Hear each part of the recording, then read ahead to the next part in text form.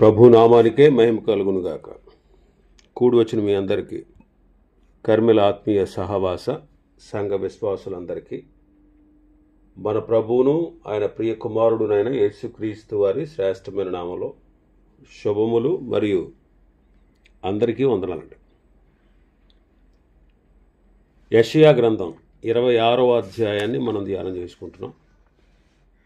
యెషయా గ్రంథం 26వ అధ్యాయం. ఇందులో ముఖ్యాంశం ఏంటంటే పునరుత్థానమును బట్టి దేవునికి స్తుతి కీర్తన. ఇప్పటి వరకు మనం 11 వచనాల వరకు ధ్యానం చేసుకున్నాం. దేవుని ఆశ్రయించు వారికి భద్రత, దేవుని విరోధులకు తీర్పు, ఇది మనం ధ్యానం చేసుకున్నాం. 12వ వచనం నుంచి మనం ధ్యానం చేస్తే దేవుని కొరకు ఎదురు చూచి వారి నిరీక్షణ, దేవుని కొరకు ఎదురు చూచి వారి యొక్క నిరీక్షణ మనం చూస్తాం. 12వ వచనం చదువుతాను. యెహోవా, నీవు మాకు సమాధానము స్థిరపరచుదు, నిజముగా నీవు మా పక్షము నుండి మా పనులన్నిటినీ సఫలపరచుదు. సమాధానమును స్థిరపరిచేటువంటి దేవుడు మన దేవుడు.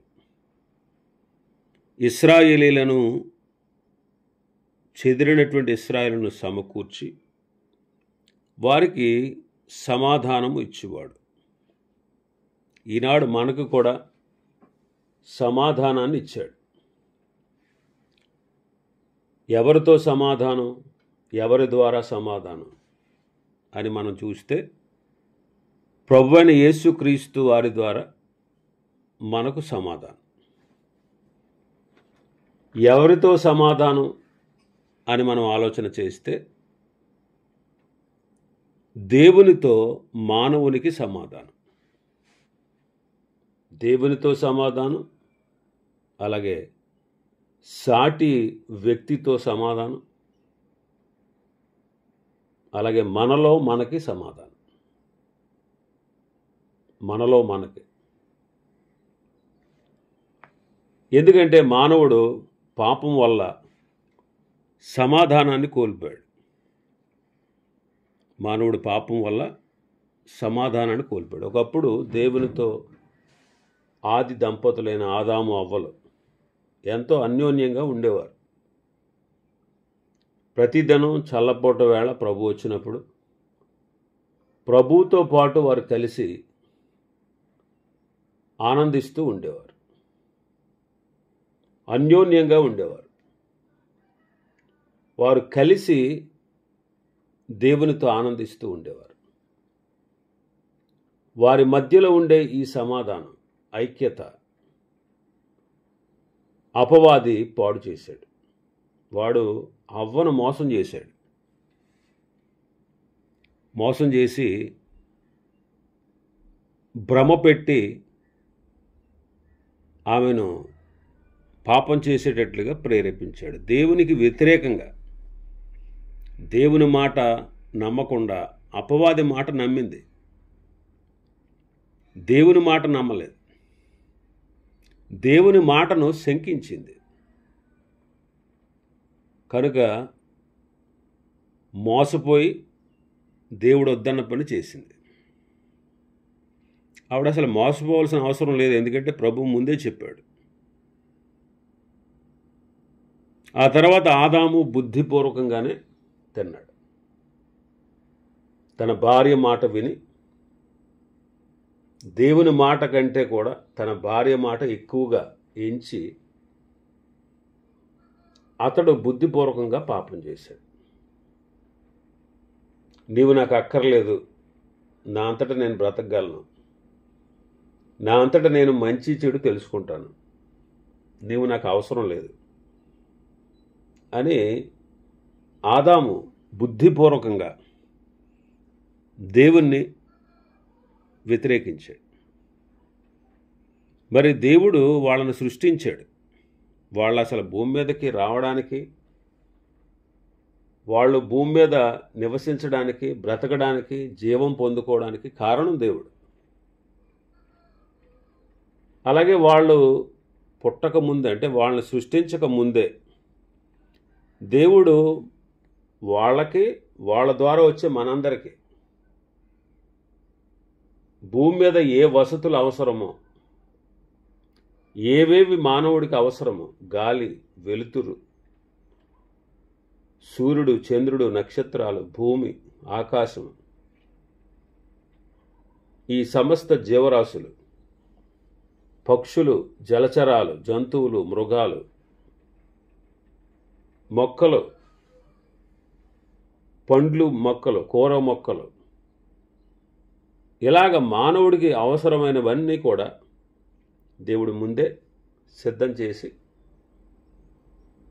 వాళ్ళని ప్రేమించి వాళ్ళకి సమస్త ఈవులు ఇచ్చి ఆయనతో కలిసి ఉండమని దేవుడు కోరాడు.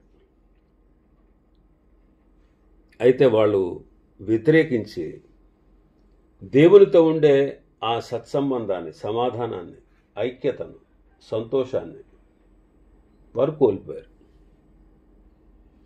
విశ్రాంతిని కోల్పోయారు.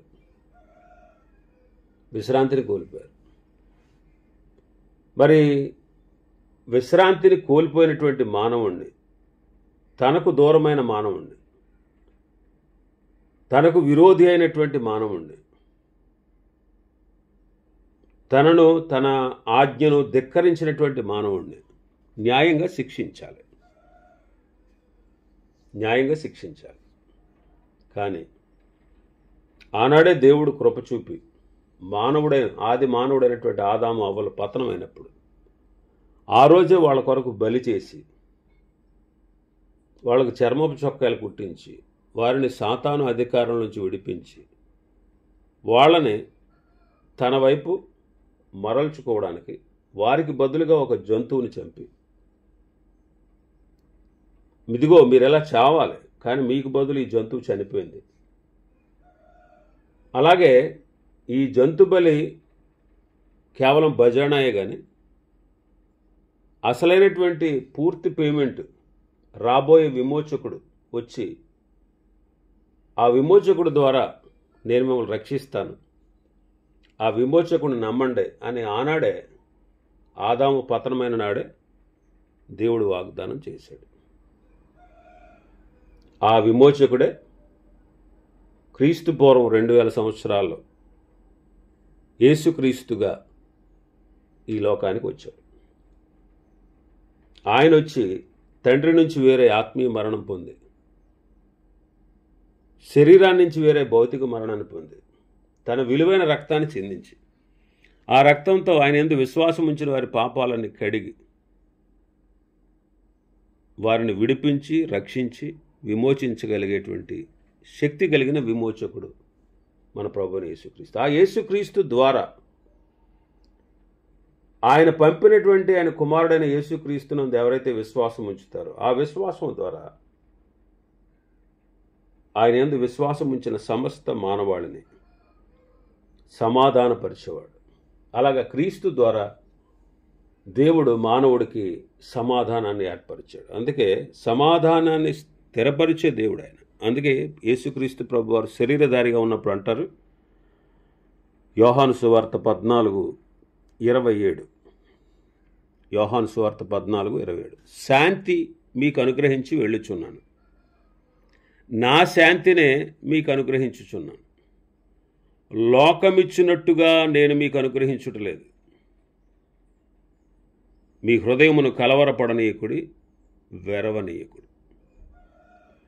శాంతి మీకు అనుగ్రహించి వెళ్ళుచున్నాను అన్నాడు. శాంతి అనే చోట ఫుట్నోట్స్లో సమాధానము అని ఉంది. సమాధానం. కాబట్టి సమాధానాన్ని ఇచ్చేటువంటి దేవుడు కోల్పోయినటువంటి సమాధానాన్ని మానవుడికి తిరిగి ప్రభు ఇచ్చారు. చూడండి, ఆనాడు వాళ్ళు సమాధానాన్ని కోల్పోయారు. ఎలా చెప్పగలమంటే, దేవునితో ప్రతినిత్యము కలిసి ఉండేవారు. ఎప్పుడైతే విరోధులయ్యారో, శత్రువులయ్యారో, వారు దేవుని నుంచి దూరం అయిపోయారు.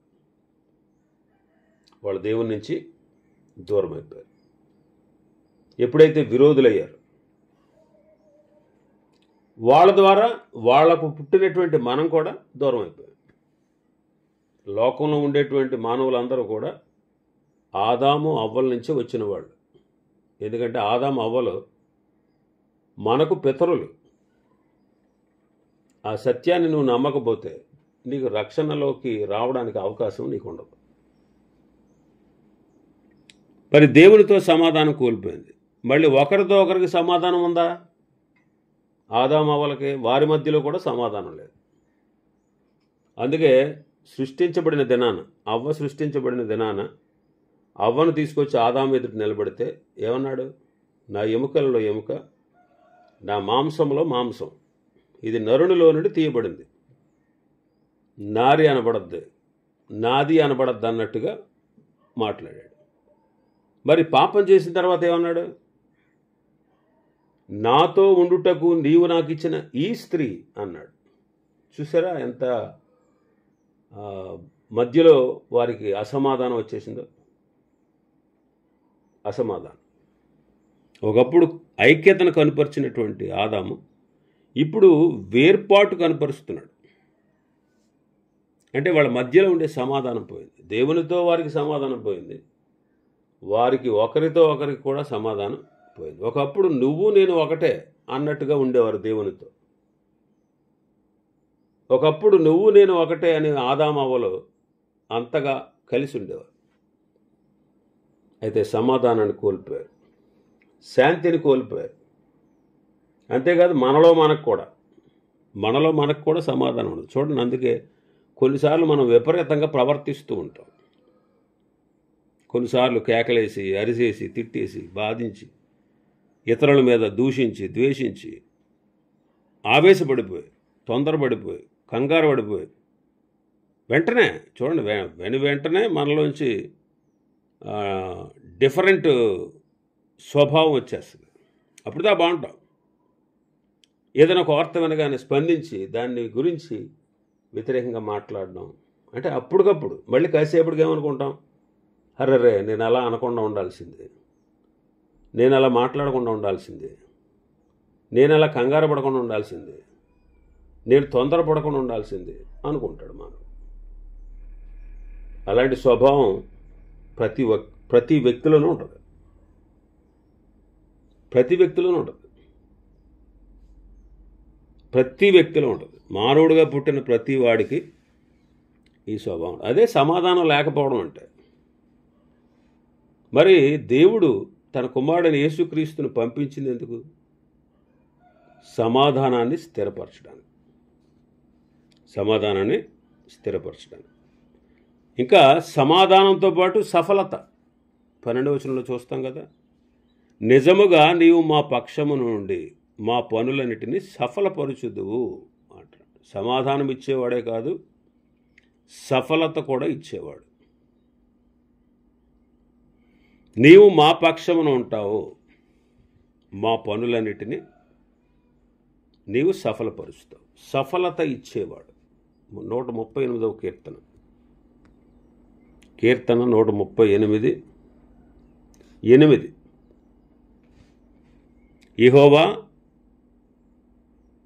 యెహోవా నా పక్షమున కార్యము సఫలము చేయు.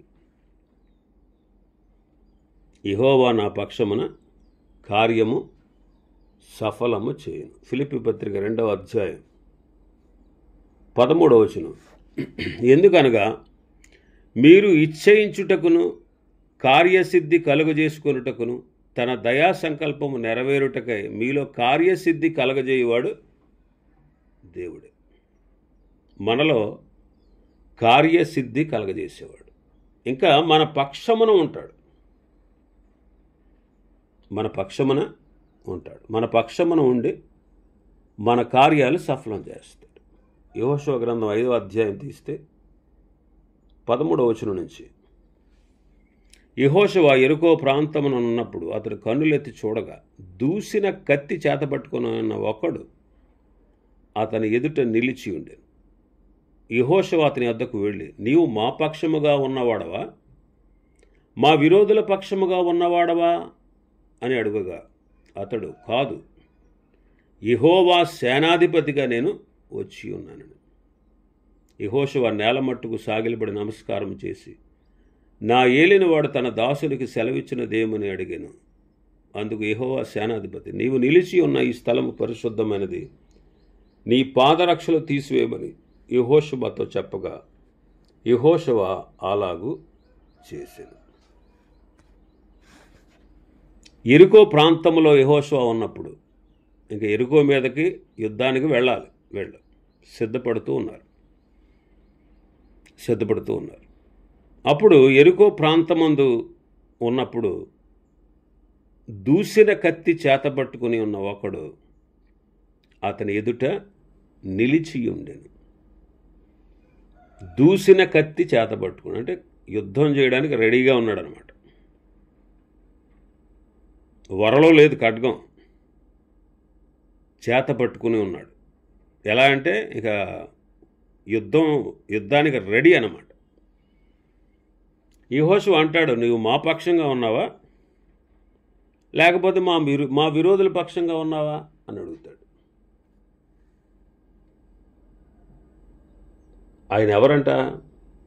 నేను యెహోవా సేనాధిపతిగా వచ్చాను, దేవుని సైన్యానికి నేను అధిపతిగా వచ్చాను. అప్పటి నుంచి మొదలైందండి యుద్ధంలో విజయం ఇశ్రాయేలీలకు. ఆ కనాను దేశాన్ని స్వతంత్రించుకున్నట్టుకు గాను శత్రువులపై ఎదురు తిరిగిన వారిపై, సమూహాలుగా దండెత్తిన వారిపై, రాజ్యాలు కలిసిగట్టుగా వచ్చిన వారందరి మీద దేవుడు తన ప్రజలకు విజయాన్ని కలగజేశాడు. కాబట్టి మన పక్షమున ఉండేవాడు, మన విరోధి పక్షాన ఉండడు. ఆయన మన పక్షమున ఉంటాడు. మన పక్షము నుండి మన కార్యము సఫలము చేస్తాడు. అందుకే ఈ వచనంలో మనం చదివిన మాట అది. సమాధానాన్ని స్థిరపరిచేవాడు, ఇంకా సఫలత ఇచ్చేవాడు, ఇంకా మన పక్షమున ఉండేవాడు. ఇంకా 13వ వచనం చదివితే, 13వ వచనం మన భాగంలోకి వస్తే 13వ వచనం, యెహోవా మా దేవా, నీవు గాక వేరు ప్రభువులు మమ్ములేలిరి. ఇప్పుడు నిన్ను బట్టియే నీ నామమును స్మరింతుము. ప్రభువా, నీవు కాక వేరే ప్రభువులు మమ్మల్ని ఏలారు అంటాడు. వేరే ప్రభువులు ఏలారు. ప్రభువు వాళ్ళకి రాజుగా ఏలికగా ఉన్నాడు. ఆయనే వారికి ఏలికగా ఉండి రాజుగా ఉండి నడిపిస్తున్నాడు. మరి ఇశ్రాయేలీలు ఐగుప్తు నుంచి బయటకు వచ్చినప్పుడు గొప్ప సైన్యంలాగా వచ్చారు. వారు ఐగుప్తు నుంచి బయటకు వచ్చిన దినాన వాళ్ళు సైనికుల వలె ఉన్నారు.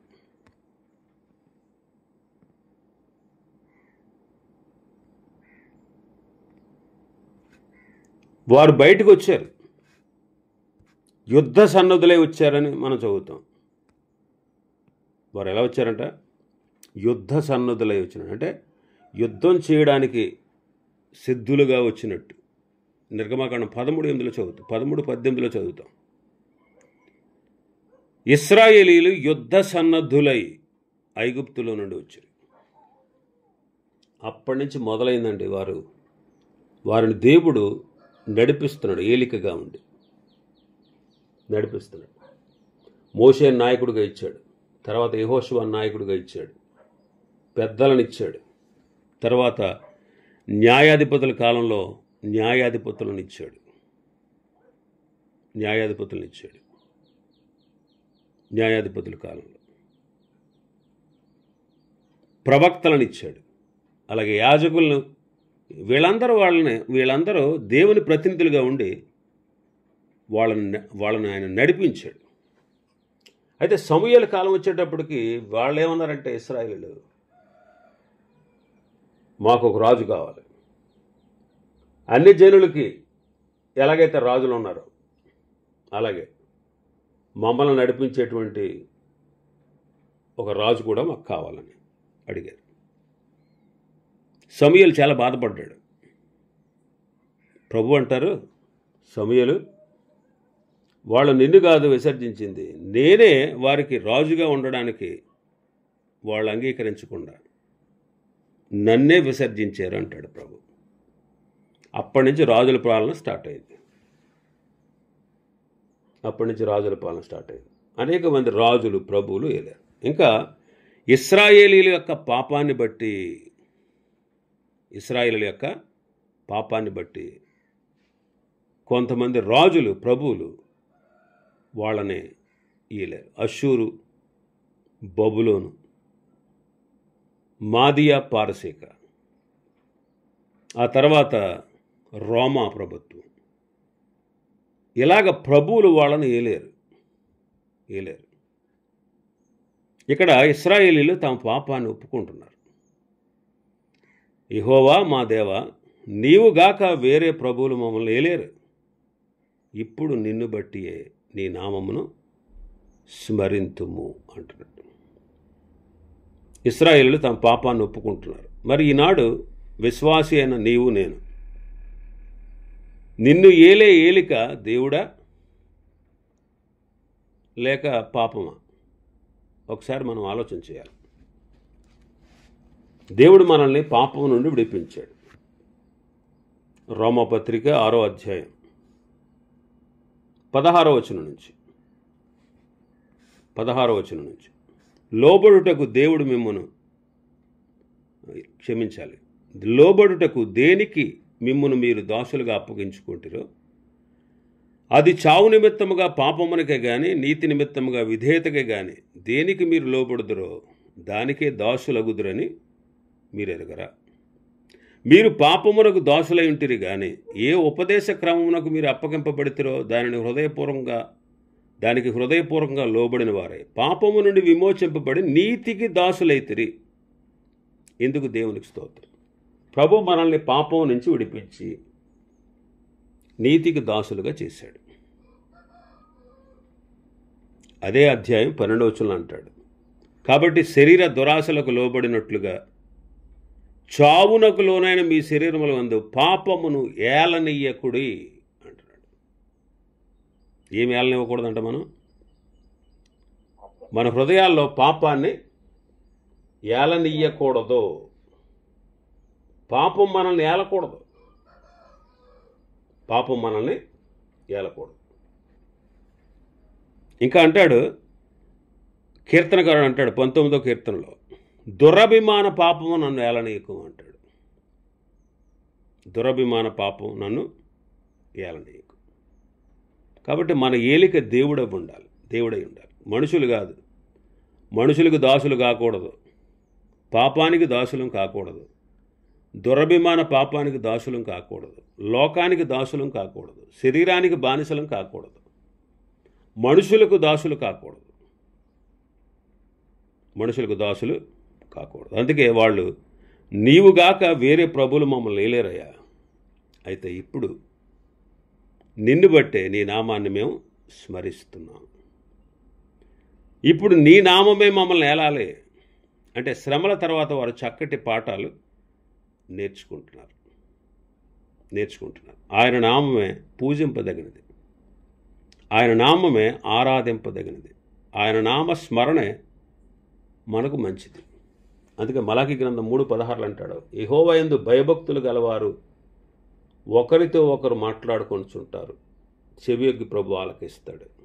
అంతేకాదు, వారు ఒకసారి చదువుదాం మలాకి గ్రంథం 3:16, నా నామమును స్మరించుచూ ఉండు వారికి జ్ఞాపకార్థముగా ఒక గ్రంథం ఆయన సముఖమంతా రాయబడి, నా నామమును స్మరించుచూ ఉండు వారికి అంటున్నాడు. కాబట్టి ప్రభు నామాన్ని మనం స్మరించాలి.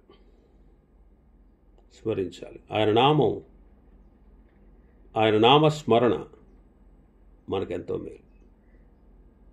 కాబట్టి బుద్ధి తెచ్చుకున్నారు ఇశ్రాయేలీయులు. వాళ్ళు బుద్ధి తెచ్చుకుని వాళ్ళ పాపాన్ని ఒప్పుకొని ప్రభు వైపు తిరిగారు. నీవే కావాలి, నీ నామస్మరణే మాకు ముఖ్యం, నిన్నే ఆరాధిస్తాం. వేరే వేరే ప్రభువులు మమ్మల్ని లేలేరు, కానీ వాళ్ళ కాలంలో మేము చాలా తెప్పలు పడ్డాం. కానీ ఇప్పుడు మీ నామమే మమ్మల్ని ఏలాలి. పాపం మమ్మల్ని ఏలకూడదు, దురభిమాన పాపం మమ్మల్ని ఏలకూడదు, సాతాను మమ్మల్ని ఏలకూడదు, లోకం మమ్మల్ని ఏలకూడదు, మనుషులు మమ్మల్ని ఏలకూడదు, ఈ లోకంలో ఉండేటువంటి ధనం మమ్మల్ని ఏలకూడదు. నీవే మమ్మల్ని ఏలాలి. అందుకే నీ నామాన్ని స్మరిస్తున్నాం అని భక్తుడు అంటున్నాడు. ఇంకా చాలా విషయాలు ఉన్నాయి ఈ అధ్యాయంలో. ప్రభు చిత్తమైతే రేపటి దినం మరికొన్ని విషయాలు మనం ధ్యానం చేసుకుందాం. దేవుడి వర్తమాన వాక్యాన్ని మన వినికిడిలో ఆశీర్వదించునుగాక. ఆమేన్.